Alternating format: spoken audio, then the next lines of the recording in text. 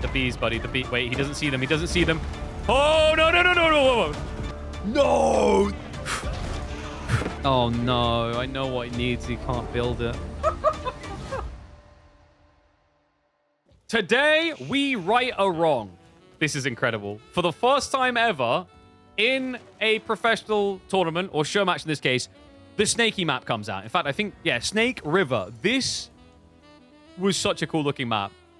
The S map has been added into Pro Play, ladies and gentlemen. We're seeing it firsthand, first time here, MSN as the Tughlaq Dynasty in the blue, and Myriad, who just crushed the Jin Dynasty, is now looking to stir up his own gin and tonic here in the green as the brand new Civ. This is a cool map. So, if you haven't gathered it from the name of the map, Snake River, it goes all the way around, snaking all the way behind each other's bases here. Fishing is very limited. It is only the central spot, and it is barely any, to be honest with you. So before anyone rolls their eyes and says fishing, blah, blah, blah, it's not designed that way. But it does offer up these cool opportunities to maybe play one or two boats into fights strategically. And although I know someone's probably rolling their eyes right now, the calm down moment I give you is that it's not broken in that if someone is going for boats, they aren't doing it to get economy as well. So it's a very heavy investment that might not pay off because a lot of the map isn't going to be this waterfront. So yeah, in terms of like starting spawns as well, you get deer basically on the edge of TC range, goldstone standard. Only a single tree line is a little bit rough of this map though. I imagine the meta is going to become securing the corner fairly fast, and certain civs like Abbasids, Iabids are going to get a lot of value as well because the berries out here, as well as the shape, allows you to kind of defensively configure quite easily. And then we also have boars around the center type areas, relics fairly evenly distributed in kind of 360 motion.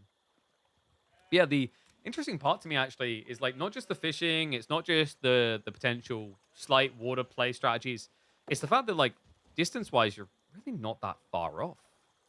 Yeah, so more rush-oriented strats could have value here. But MSN, let's see what he's going to be up to. He's going for the Tower of Victory build, and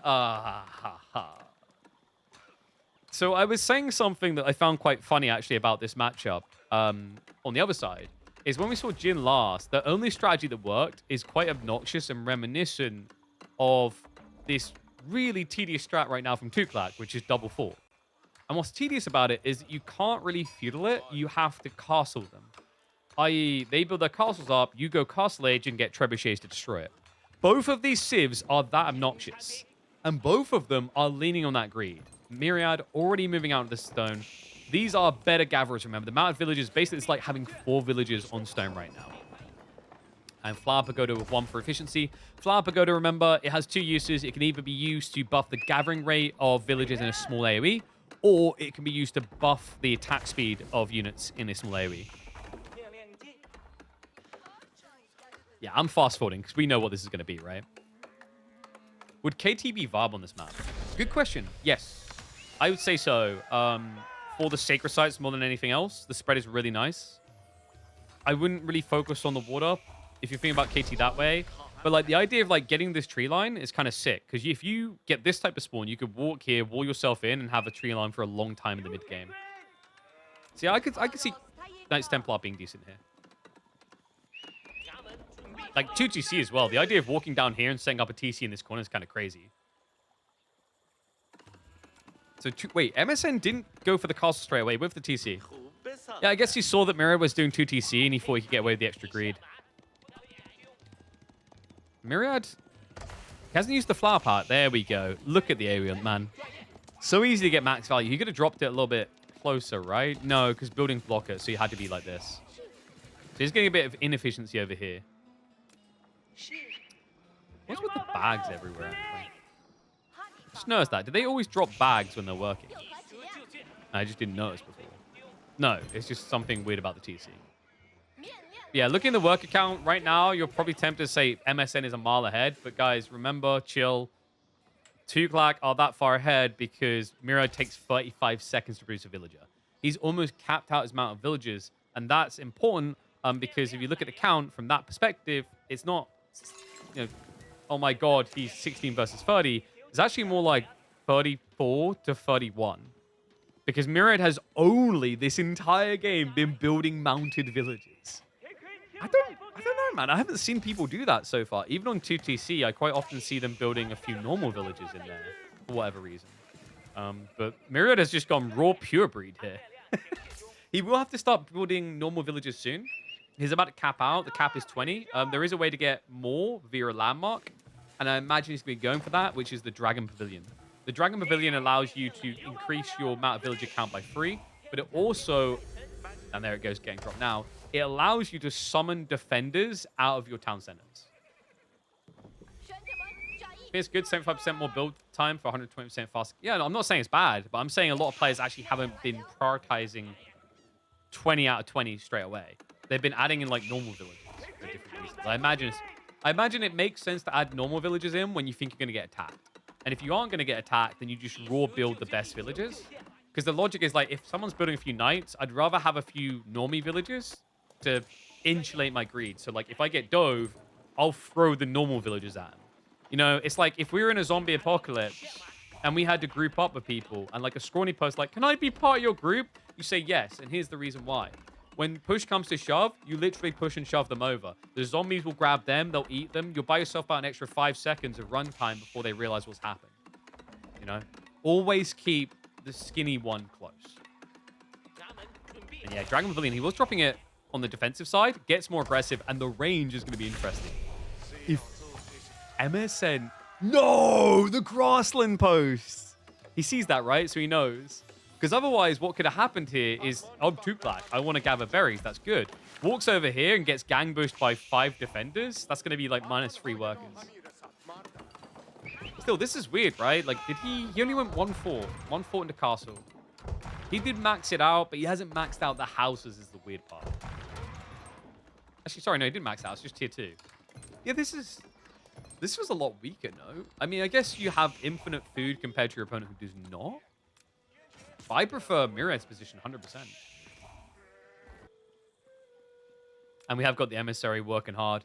He doesn't set up the defensive trade post. He goes to the enemy side. So remember, this guy, for free, can build a tributary state. You see the effects of it there. You get increased gold from trading. Not really going to matter. The +3 villages is going to be the important part, which he already got another +3 from the pavilion, right? Or did I... Oh, no, I'm an idiot. It's not from that. It's just from there. Yeah. So he can go up to 26 amount of villages by capping both these trade posts. And the cost to do so is 0. You walk over, you click it. There's no cost associated with building these. And then you'll get some food from it existing. You get, I think it's 80 food tier 1, and it tiers up 8 times for free passively. That adds in about another 20 food roughly overall. So basically, if you're fully set up on these, the trade post will generate about 100 food a minute. Or just walking a guy over there. And the Mooka defenders. I like MSN's idea. So the concept here, he did do it. He went for the training. There's a tech for the Tughlaq that lets you produce spearmen drastically faster, but also buff their damage against cavalry. There, it's Neza training. So you get 35% more bonus damage, and you produce, I think it's like 50% quicker. Just zergs out spears. It's actually one of the most effective types of strategies for Tughlaq rushing castle like this. Looks like he is playing for relics now. Myriad has already prepped for that, though. Yeah, he should be ahead on his timing. Double rack's getting set up. I wonder if it is just going to be spear on spear. Because down the line, Jin do get some useful techs around their spearmen anyway. Yeah, like you could even go for Storm Lancers to get some shots. Chat, have they fixed ranged attacks being like AoE yet on that? I don't think they have, right? Storm Lancers is still not splash. So it's not that good. It's okay, but not crazy. I wouldn't mind seeing a game where Tower Shields gets used, because it is, in theory, a really cool like strategy, right? +3 ranged armor. But in a lot of ways, it kind of feels like a worse version of English armor clad. And wait. The Mao villagers fight back. Myriad needs to micro one of them away. Yep, pulls them off just in time there. Oh, no, he's going to give chase? Guys, that's bad. Look at the difference in movement speed. You can't catch Mount of villages. Wait, no. Myriad. Just stay really still. He's in green. No! He saw through the camouflage! Oh, he was waiting for the guy to heal, maybe? I don't know. I think what happened there is that green camouflage was so effective that it worked on the owner. That's what we'll call that one. Monk on the other flank. Picks up a relic. So they're fairly even on the split so far. An outpost will secure the area. Nice idea there. You build them insanely quick with these villagers.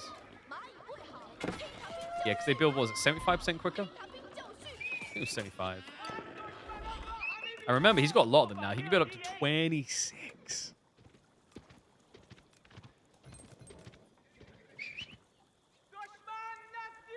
So Mirad is prepping the spear upgrades, but it also looks like he's going fast imp. And MSN is not? No, he's building Raider Elephants. Wait, doesn't his entire strategy fall apart to just spearmen, though? Raider Elephant crossbow loses to mass spears. It's like Mirad has basically got what he needs. Still, it gives MSN a way of attacking into buildings, because he'll be able to deal with the Mooka defenders with crossbows, and he'll have the Raider Elephants to siege down the building. What map is this? This is Snake River, I think we said it was called. Okay, Trample is usually really scary, guys, but 85 HP, lol. Which he can get textiles for as well. Oh, that's sick, actually. Wait. Did he... Where did he build... I'm trying to figure out where he built the fishing. Oh, no, I'm an idiot. There's a tributary fisherman. I thought I saw fishermen queued up in the UI earlier. I'm just getting baited. These are... It's just the tributaries, the automated things. They do look cute, though. And guys, I love this landmark. I hated this landmark in the campaign. I may have lost a lot of army. Pagoda Forest has a few different things going for it. So one big thing is this, the Spiritual Awakening. It allows you to wallalow on the building. The other thing it does, though, is it spawns these little forests, which have certain effects. See right there? It slows nearby enemies. So pretty effective for that. It also generates wood. You can see by the full tooltip, so it's 20 wood every 30 seconds. So 40 wood a minute. Not too bad, actually. And I think it goes up, 15. Actually, 15 is insane. I remember reading this landmark when it first came out, and I was like, mathematically, that's nuts in terms of how you get in late game, right? Because you're going to be generating, I think 600 wood passively in the late game. And, you know, if you go deep enough in the game, you can trade to get gold. You get food from farms forever. Wood is the thing that will eventually kill a game. Is that eventually there's just no trees left. So in 2-hour-plus long games, Jin does have an interesting advantage. The problem is, a 2-hour-plus game is like one of the rarest things these days. I don't remember the last time I saw a pro game that went 2 hours. Push across here, and he goes straight into the Zanma swordsman. Guys, these are heavily padded men-at-arms. They do specifically get bonus against cav too. But 20 base damage, 5 armor, 250 HP. And also just the bonus against cav when your opponent is going to Raider Elephants. And these guys will still beat spearmen. The only problem right now is, like, how do you deal with crossbowmen? That's the one thing I don't like about Mirad's strat right now, is he hasn't solved that threat. Now they just have to reach 2 hours into a game without dying. It's easy. You just have to bait your opponent to dive the Pagoda, and then you wall their army. And then you have an army again after you keep losing, and then they have an army again, and then you just keep clashing and resetting, and eventually you win because, like, you know, you reach the 2 hour mark because they keep wall feeding armies. They have to kill your landmarks to win the game. And everyone knows the trebuchets are a myth. Ignore these. Yeah, actually, Jin does feel like a noob trap civ. I feel like Jin is the type of civ that over time, like, if it wasn't for how much we focus on pro play, there'd be Redditors moaning about them being OP because they keep trying to dive the defenses and getting killed by free cavalry units. And then they keep trying to melee dive the Pagoda and then wall-lolling their army, right? But, like, if you just calm down and build trebuchets, you win the game. I just print free horses from your grasslands to deal with expos? Not free. You mean, like, insta print them, right? As in get them coming out faster. I don't think, has he built any grasslands at all? He hasn't, right? No, we haven't got any grasslands. But, like, yeah, but basically it gets them cheaper and gets them out a lot faster, right? But I don't think that idea works that well unless you take every landmark that gives grasslands. That idea works a lot better for like Iron Pagoda strats because they're a lot more expensive and individually more effective. It's going to be a pullback here. MSN, remember, he's still an age behind, so he's pushing for the kill. Myriad, he has his answer. It's going to be Nest of Bees. How could we forget about the classic? Trample, very effective against normal villagers. I don't think it's very good against mountain bees. Instant units aren't that good. 25 food discount, but you lose your max HP. Yeah. Like, it's nice when you need to start from zero army. It's terrible when you have scale, because, like, think about it this way. If I got 100 horseback units, I'm now losing 100 health off, like combo, right? Or more. You know, for each one I spawn.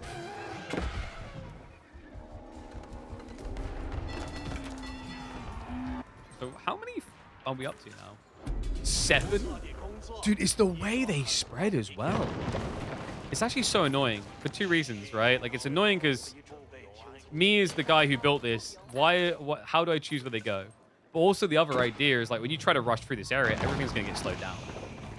Pagoda is about to get sniped, though. Does every landmark? No, not every landmark gives Grassland. Only certain ones, right? Like this one. Oh, wait, no, this one did, didn't it? I don't think this one did, though, if I'm correctly. Am I wrong on that? Is Pagoda not the exception? Maybe I'm wrong, actually. Pagoda. Oh, no, Pagoda does. It's just weird. Its spawn points are weird, right? Because of the trees. Yeah, so every landmark does. So basically, you can get, was it 9 grasslands maximum by late game? Okay, I learned something. For some reason, I thought Pagoda was the exception. It does actually say there. They do need to add tool options to manually place both of these things, though.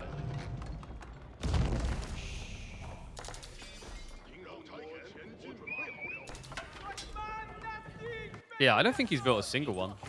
Still. He just doesn't care.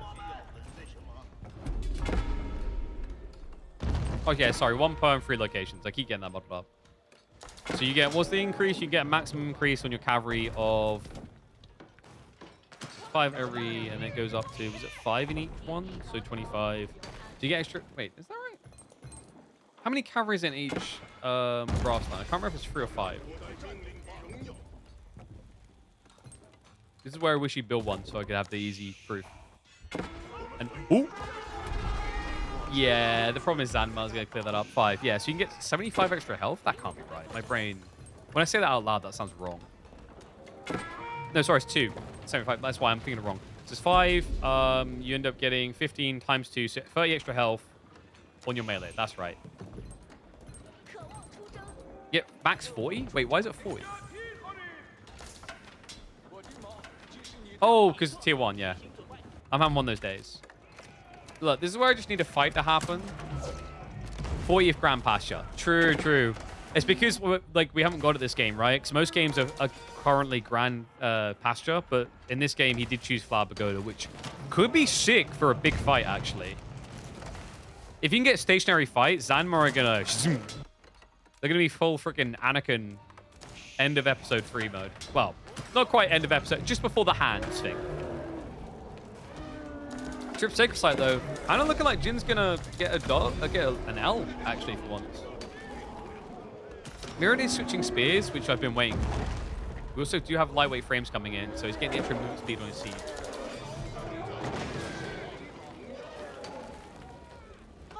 Double castle north side. Got a lot of options now, right? We've got the buff coming in towards the cavalry.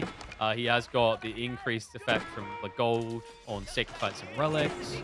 Extra castle coming in. This one's probably going to be spawning the 3 units.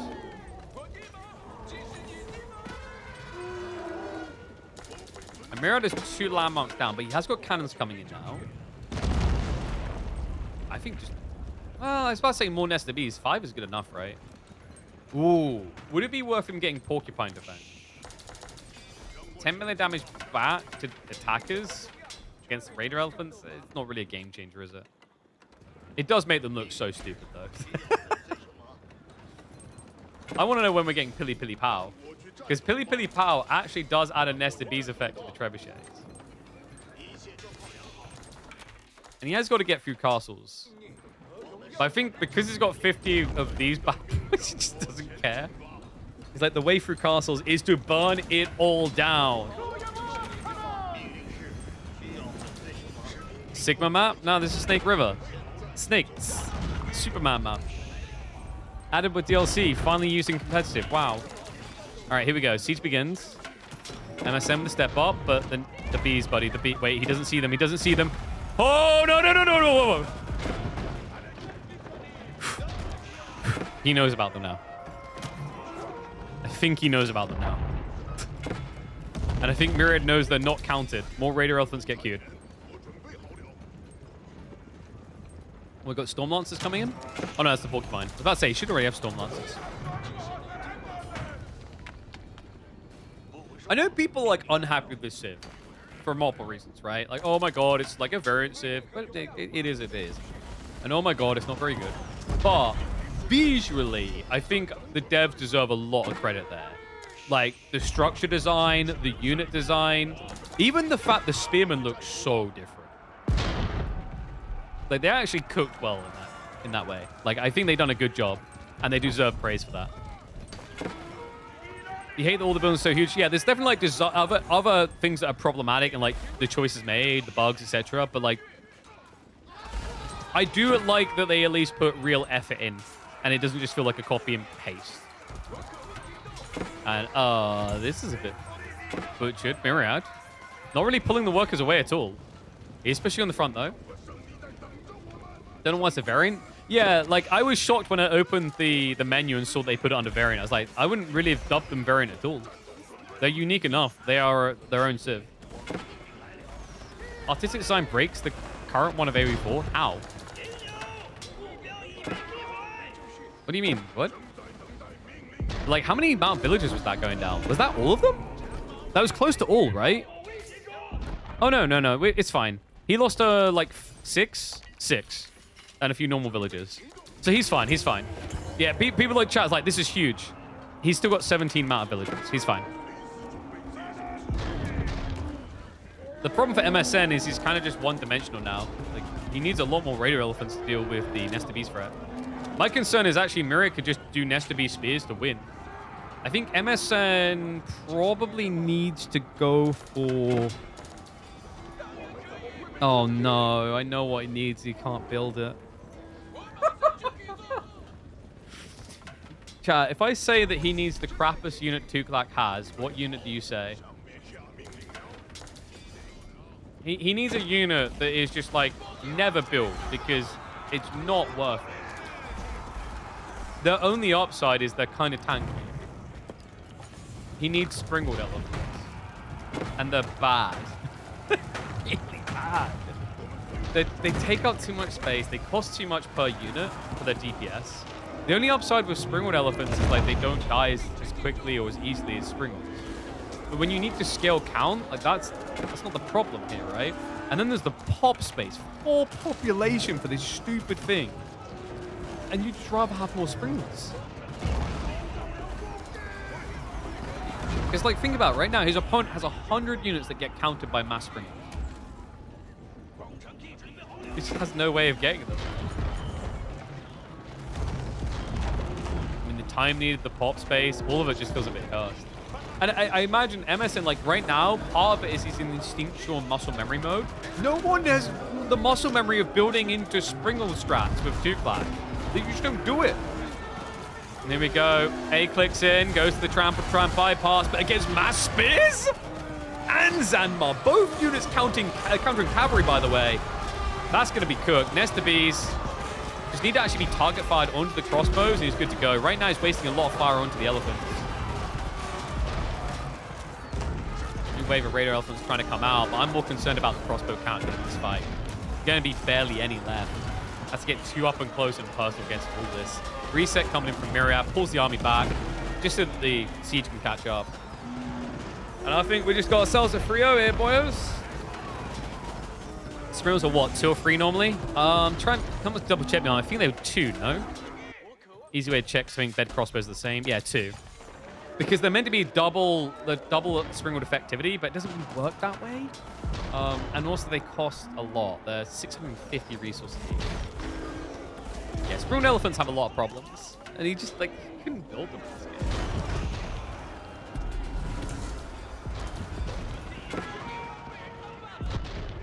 mean, you can't really build them in any game. Damn. Nest of bees back on the menu, boys and girls. Whoop. Porcupine nest of bees at that. Look at these.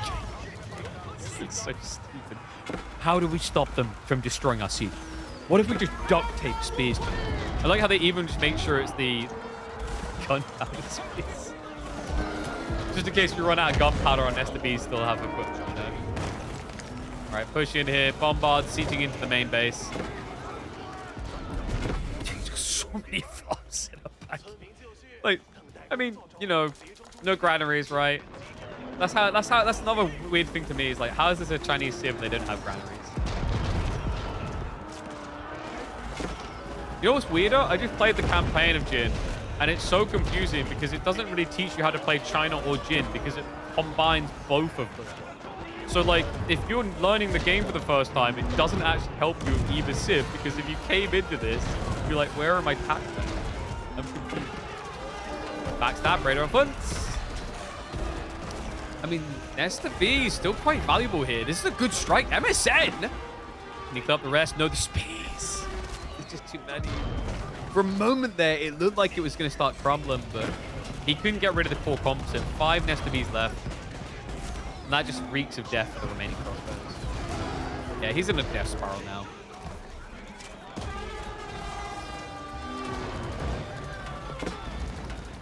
But wait. They're a pay-to-win civ. Oh my... Jin, for the first time ever in tournament play, is winning. It has absolutely nothing to do with the fact that Myriad just seems to be the much better player. Already 2 games up, about to make it a 3-0. It's everything to do with the civ. This is why you should buy Jin Dynasty. Round of applause, everyone. Men-at-Arms strats are back. Nesta B strats are back. It's China, but it's not. It's so much better. S map for the win. And a win for the Jin.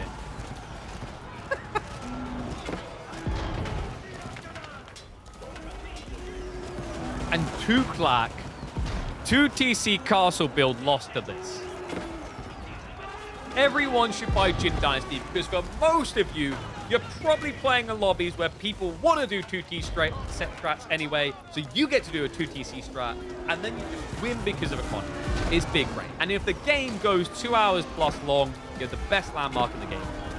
Have I sold you on buying Jin?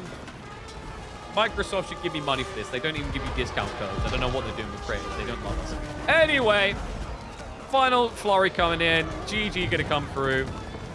We're just gonna fast forward to the end. And 07s for MSN. The first player in a tournament that I've seen lose to Jin. I think that's the way you want to be remembered. But Jin done it! They won a game! It's probably the only one that they're going to win, though. Probably.